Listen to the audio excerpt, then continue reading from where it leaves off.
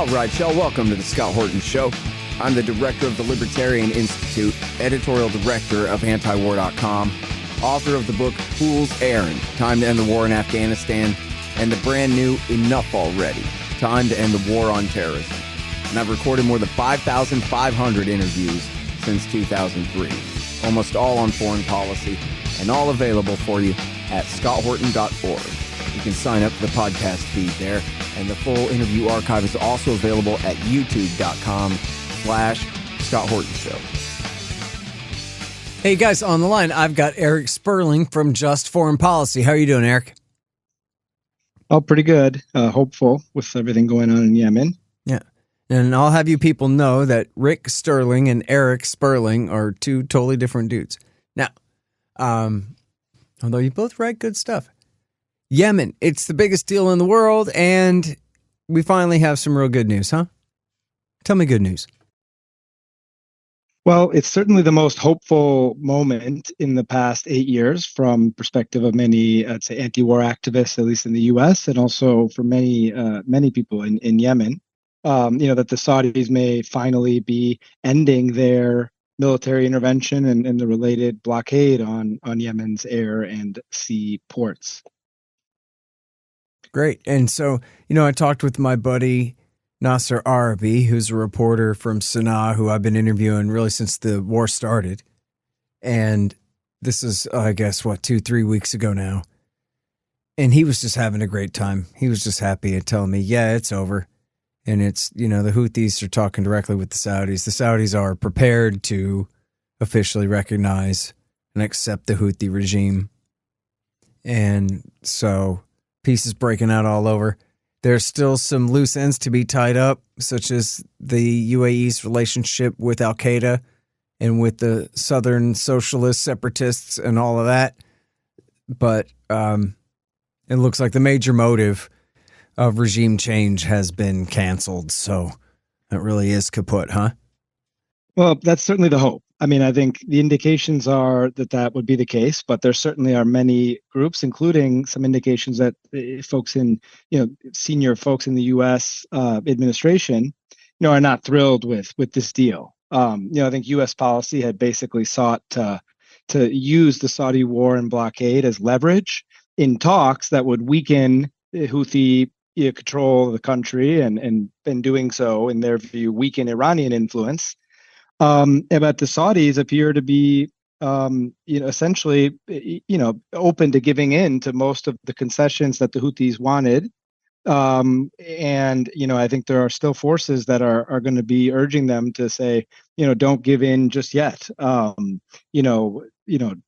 Use your leverage to make some more gains for, some of the allies of the U.S. And the West in Yemen.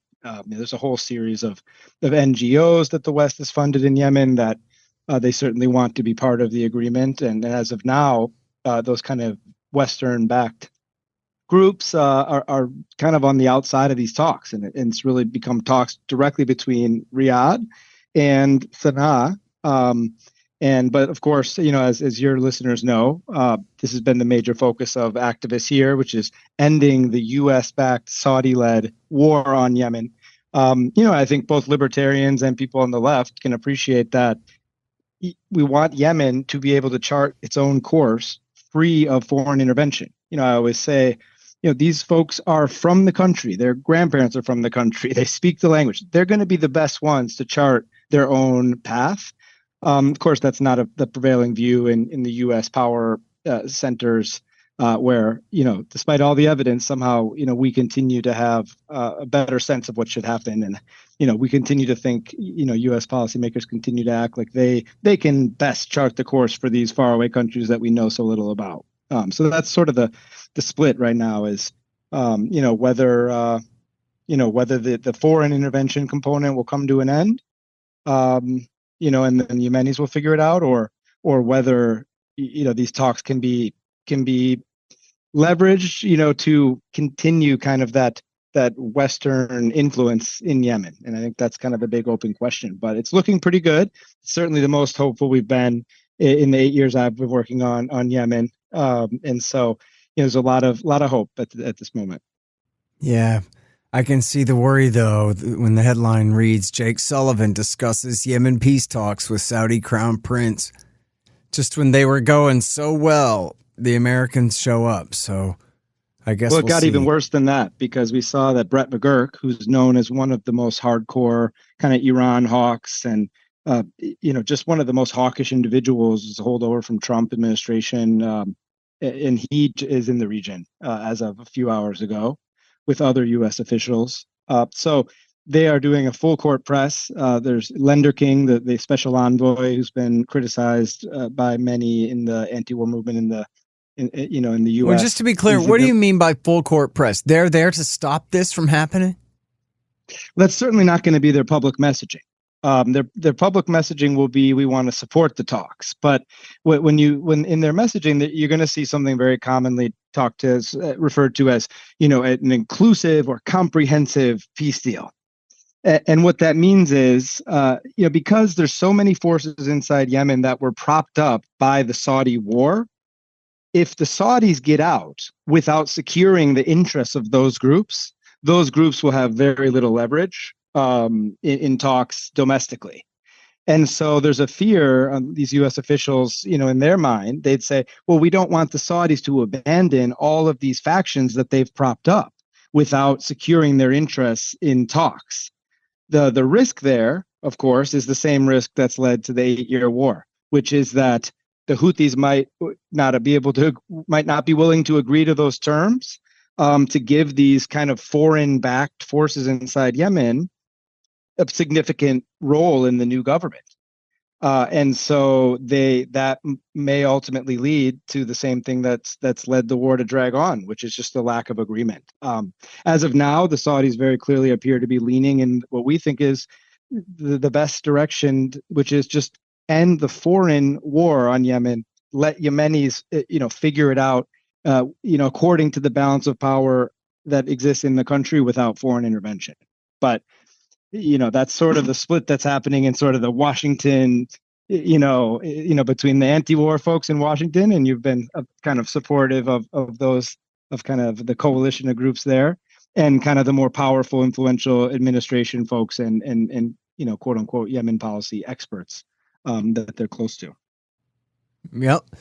We've seen Biden ruin the end of a war before, so I guess it wouldn't be too big of a surprise. All right, so at least give me some good news about what's happening at the port of Hodeidah as, say, compared to before. Eric, could you do that?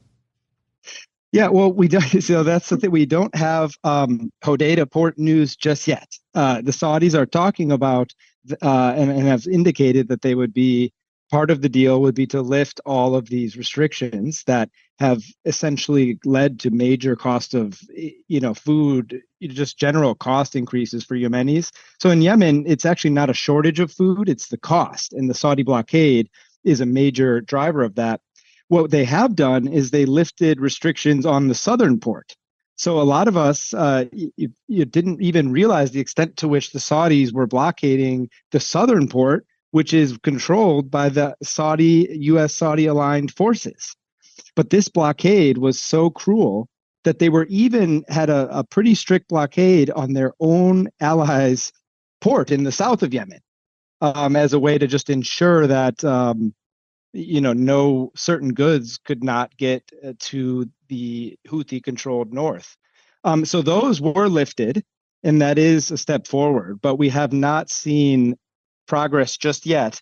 There's a lot of indications that they're planning on a full removal of the blockade, but we have not seen that deal announced just yet. And so there's a lot of optimism because the Saudis, it just seems like they are in the mood to transition out of this militaristic approach.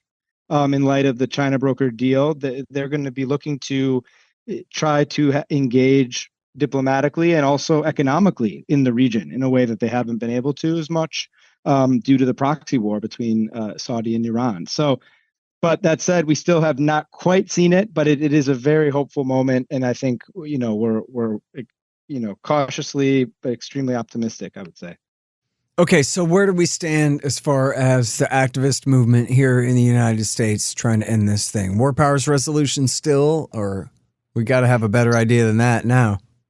Yeah. So, basically, there's going to be two things that will come out of these talks.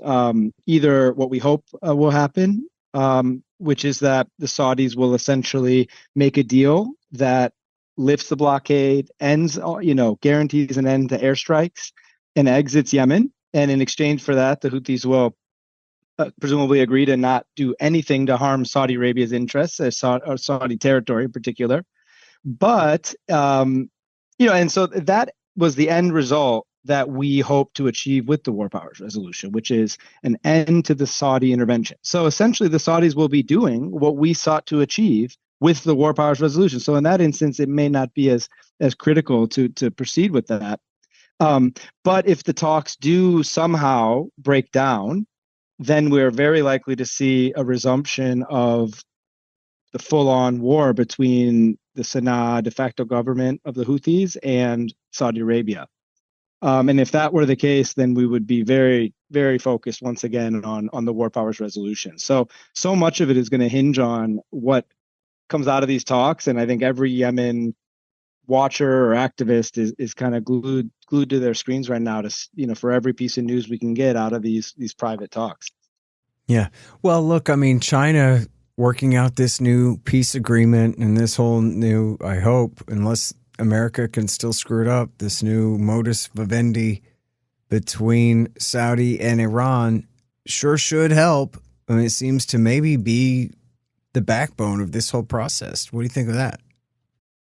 Yeah, and it's actually interesting for libertarians too, because it kind of brings us back to this idea that economic relationships and doing business is a smarter way of doing things than doing war and conflict and proxy war. And I think that is the shift that China, for as authoritarian as they are, that is their general approach is minimize differences, focus on economic and other cooperation, which will bring people's quality of life up and reduce tension. So I think it's if this certainly, the current progress in Yemen is certainly a result of kind of the general approach that China is pushing in the region, which is that cooperative, more cooperative and business focused approach. And so, yeah, I think the U.S., when we see they have many officials in the region right now, like as we speak, it's just all dropping as of a few hours ago, and I think they're very concerned about some of these countries, which we used to think of as client states of the United States. They were completely dependent on the U.S. for their security and even much of their economic relations, economic activity, and now that's no longer the case. And so, the U.S. has sent everyone they can, as far as I can tell, to the region to see if they can shore up those relationships and keep these folks in the U.S. orbit. And it's just a really fascinating historical moment on many levels. Well, folks, sad to say, they lied us into war. All of them. World War I, World War II, Korea, Vietnam, Iraq War I, Serbia, Afghanistan, Iraq War II, Libya, Syria, Yemen.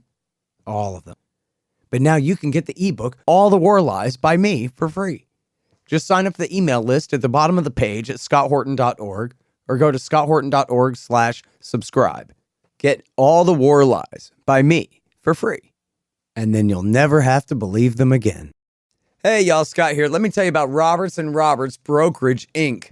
Who knew? Artificial bank credit expansion leads to price inflation and terribly distorted markets. If you've got any savings left at all, you need to protect them. You need to put some, at least, into precious metals. Well, Roberts & Roberts can set you up with the best deals on silver, gold, platinum, and palladium. And they've been doing this since 1977. Hey, if you just need some sound advice about sound money, they're there for you too. Call Tim Fry and the guys at 800-874-9760. That's 800-874-9760. Or check them out at rrbi.co. That's rrbi.co. You'll be glad you did. Yeah, well, in a way, thank goodness Joe Biden is there and not someone more capable of doing the same job, Yeah, I think that the downside is, there was a recent piece out in the Washington Post. I mean, and it showed that, Biden, for his terrible role in being the kind of the lead Senate Democrat, in a sense, pushing the Iraq War. He did have periods over recent decades where he was, not, he was kind of on the more restraint oriented side, including kind of pushing back against the Afghanistan surge, urging against the Libya war, and a few other instances. And so in a sense, it's, and the Washington Post article kind of flagged that even in Ukraine, he's been the one most likely to say that the nuclear risk is very severe. Part of that's probably helped by that he was lucid. I think he might have been an adult during the Cuban Missile Crisis, so that helps.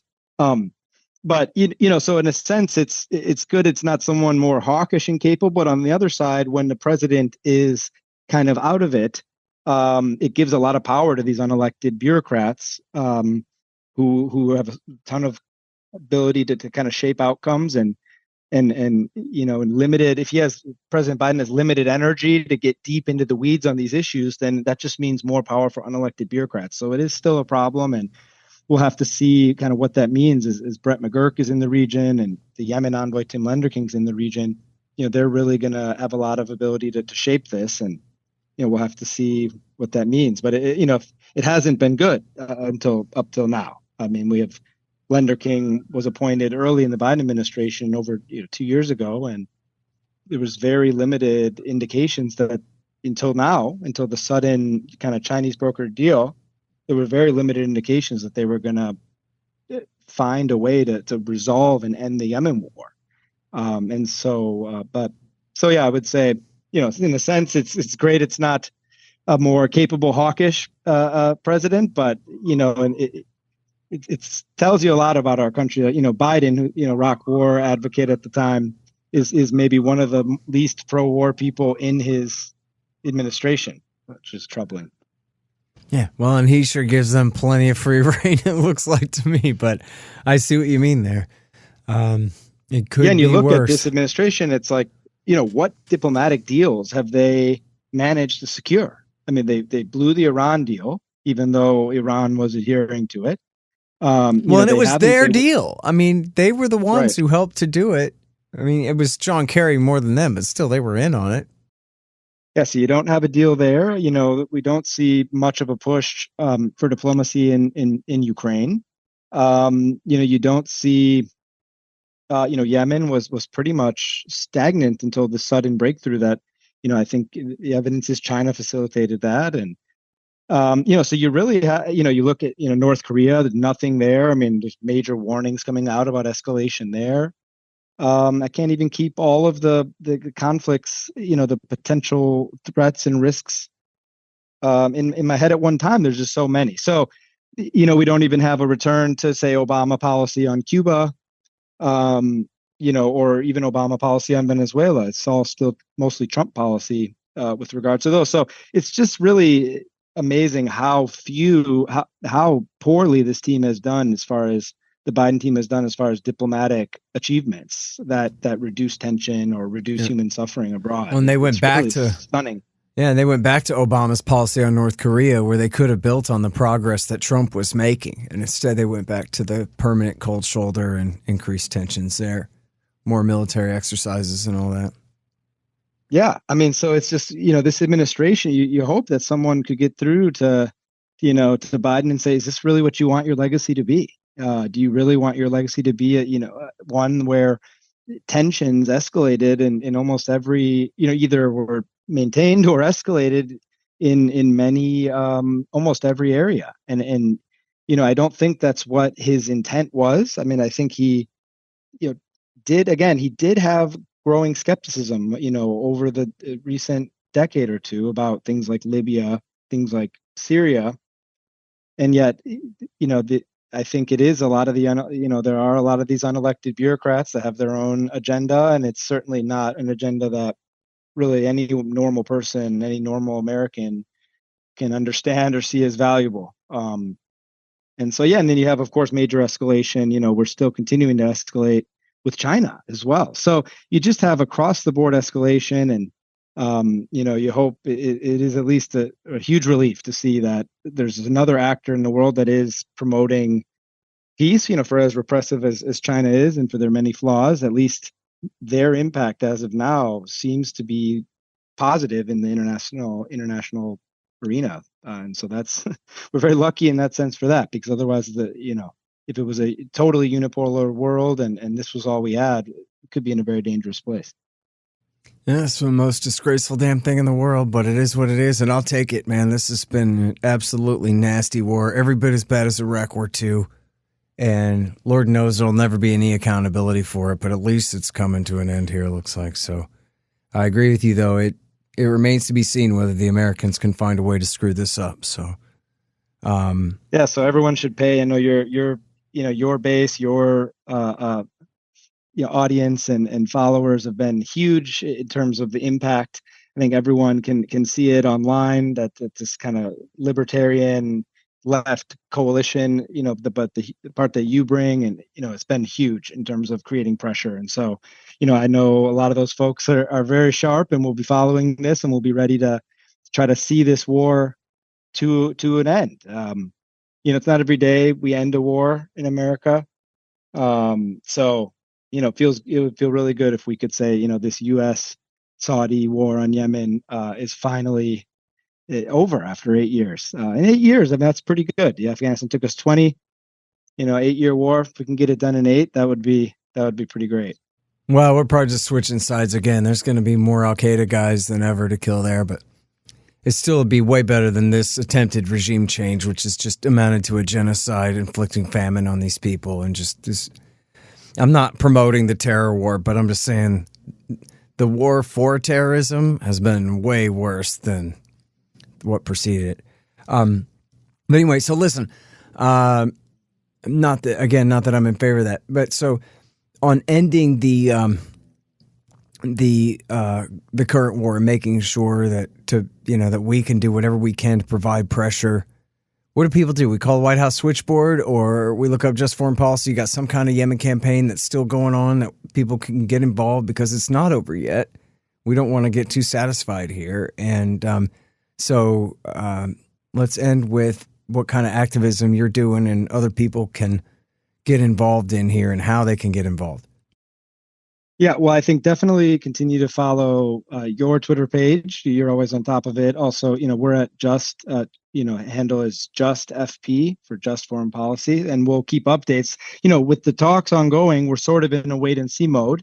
So I think, but the basic focus is, attention on the White House to make sure that, they don't get in the way of a deal, urge them to support a Saudi Yemen deal.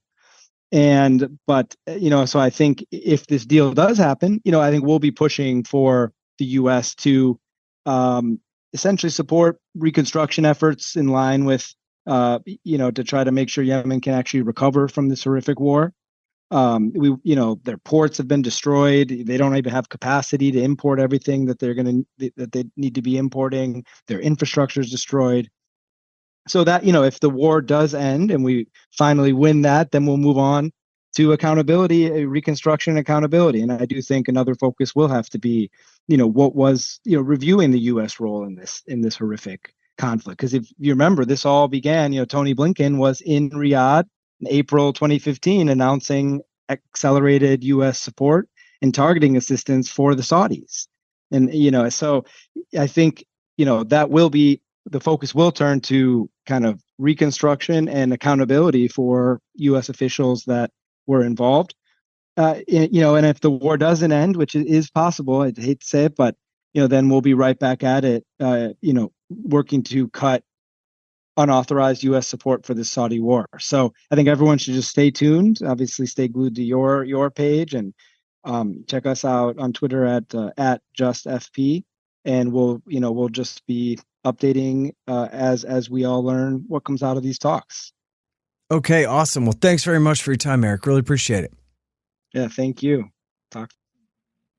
All right, you guys, that is Erik Sperling from Just Foreign Policy. Steady at it on the Yemen issue for you there.